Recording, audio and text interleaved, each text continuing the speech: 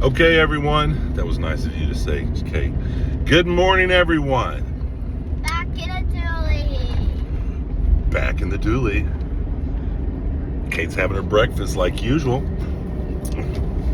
Girls take longer to get ready in the morning than men. We just throw a little gel in our hair and soap up, rinse off, and we're good to go, right? Maybe a comb through our hair, brush our teeth. That's about it. You don't put gel in then get washed, do you? Well, dyslexia kicking in here on a Friday, the 13th. Ooh, Steenhatchee monsters. Steenhatchee monster. In our family, we have a Steenhatchee monster we talk about because we all love Steenhatchee, Florida.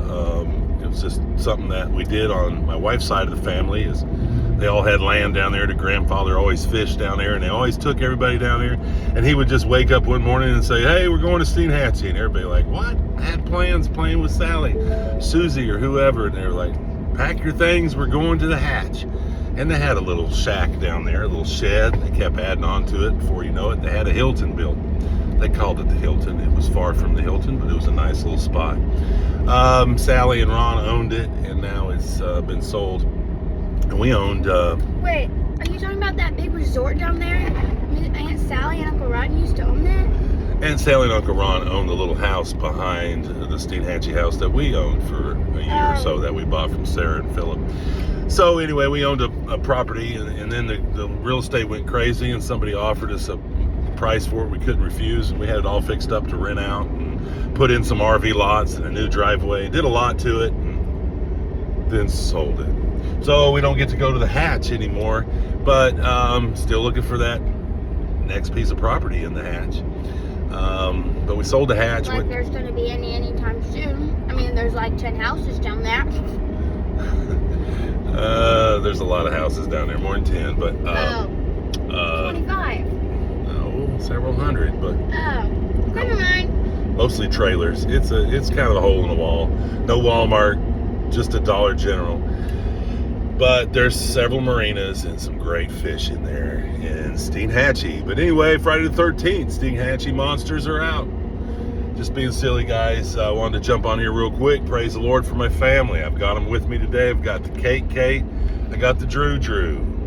And Mom and Ivy's at home. And we left Mom and Ivy at home. Ivy's our 7-year-old. No. Older than that. 8-year-old. No. We got her. How old are you? 13. I think she's at least 9, maybe 10. 9 or 10-year-old. Miniature Dotson, Ivy. Has to be with you every second or she's unhappy.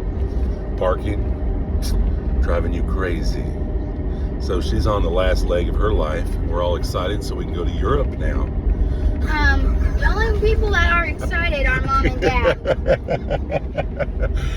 Our kids love this dog, and we love her too, but we are stuck like Chuck to this dog and can't really go anywhere.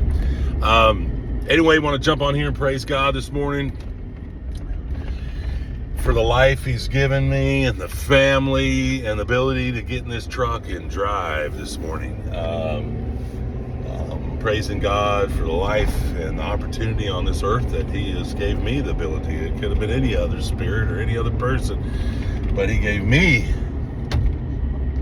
Whoa. I'm privileged to be chosen for this earthly journey with the struggles and the pleasures that it gives. I want to do it all to his glory and spread the gospel to anyone we can. Hey, I can't get on to everyone we can.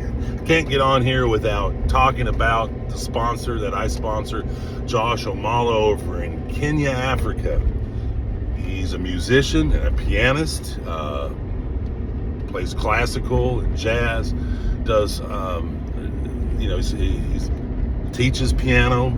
He started Nile Music School in Mombasa and even had some exchange students coming over there and working with him for a couple months and going out into the rural areas and teaching kids piano. If it was nothing but the clarinet, started there, but he would teach piano. We sent him a piano.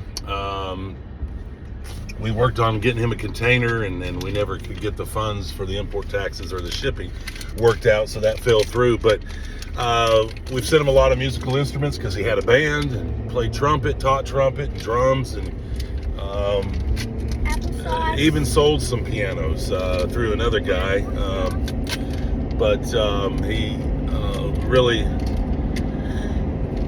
really is a great musician, plays jazz and classical music, but after the pandemic, everything died down. He's getting no more gigs. He's had 1 or 2 piano students, dwindled down to. Things were just uneasy over there in the government as well, and just a lot of the people that had the means to do other things or be other places, they did just for their safety. And a lot of things have changed.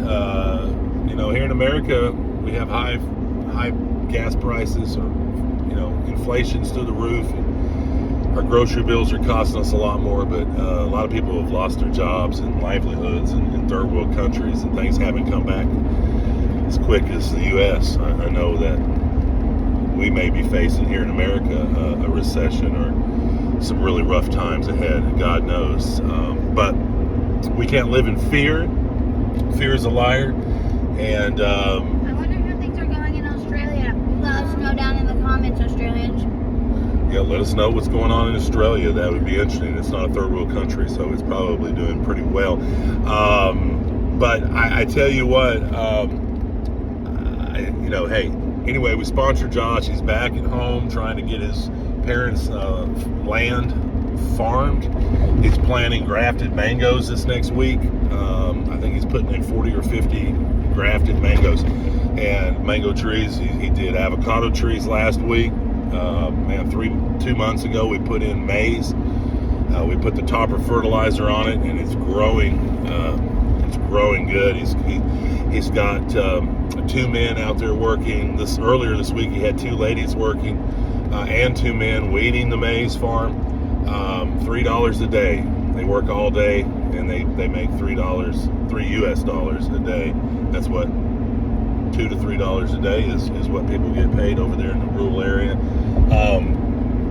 So I've sent him some money to help him pay the farmers. I helped him with the seeds, but cattle is grazing. These there's no fences, unless you have some money. And he's really building this farm up. He has no income at the moment. His parents are in their 90s.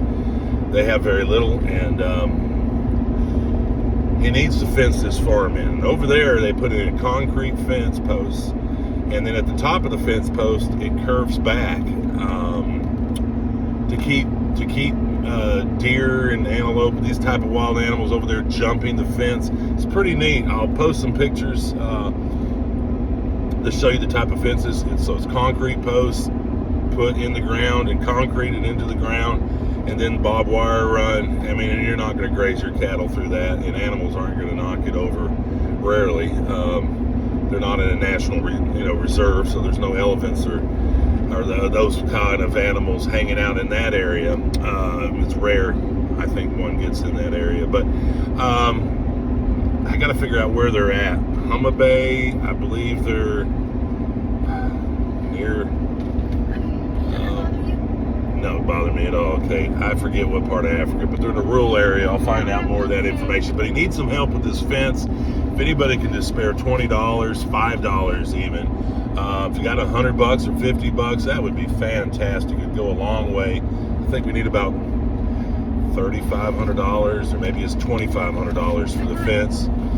I think $950 would start the fence.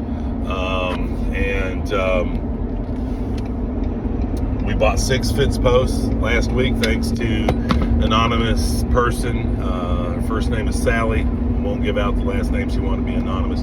And Nathan Vega donated $90 of his paycheck last week. He works for my dad. So we bought. Yeah, he works for me. We bought 6 fence posts. He needs about 144 fence posts altogether, and I forget how many ballasts. And the first box of ballasts costs $340. Then he needs barbed wire. We got 1 roll. They're about $47 a roll. We got 1 roll yesterday, thanks to Sally. So if anybody could help, I mean, I'm helping all I can, but kennel sales and our moving company is slow right now. It's usually moving stronger in the summer, slower in the fall and winter months, spring. And with the economy the way it is, the housing market has slowed down, so there's less people moving. People are hanging on to their mortgages with the low interest rates, aren't they? We still see a lot of things moving here in Hamilton County as far as real estate goes, but inventory's way down, so a lot less is moving because we got a lot less inventory. Anyway, I'm not a real estate expert, but I do look at it, and we like to piddle in real estate. Like I said, we bought a trailer and a barn in Steenhatchee, Florida about 3 years ago, right before the pandemic, or right as the pandemic hit. Sold it, bought a little house 3 blocks off the beach in Panama City. That was fun. All my kids are PCB kids now. We spent about a summer down there remodeling and just enjoying the beach. We could ride our golf cart to the beach. It was so much fun. We sold it, and the Lord blessed us on that flip too. Now we're looking for our next one. But hey, I want, I've said enough. Go to the description of this video and you'll see a link, a GoFundMe link. Click on there, donate $5, $20, $50, whatever you can. And I'm going to show you, there's going to be complete transparency. I show you where I wire the money through PayPal to Dooley Music School. That's his business account. He no longer has that school, but that's his old account, and we got to keep it up and going. That's how I get my money to Josh. And then he shows receipts of what he purchased. He did last week for Nathan and Sally. Please, guys, we got to get this place fenced in. The cattle are running through the maize farms, stepping on his brand new grafted mango plants, his avocado plants. We just planted banana trees. I've got some videos of those 3 weeks ago. So this farm is taking off. We need to fence it in, but it's going to be expensive to do. Concrete posts, barbed wire, ballast. It's no joke, but it's going to be beautiful. Yes, Kate? Just so you know,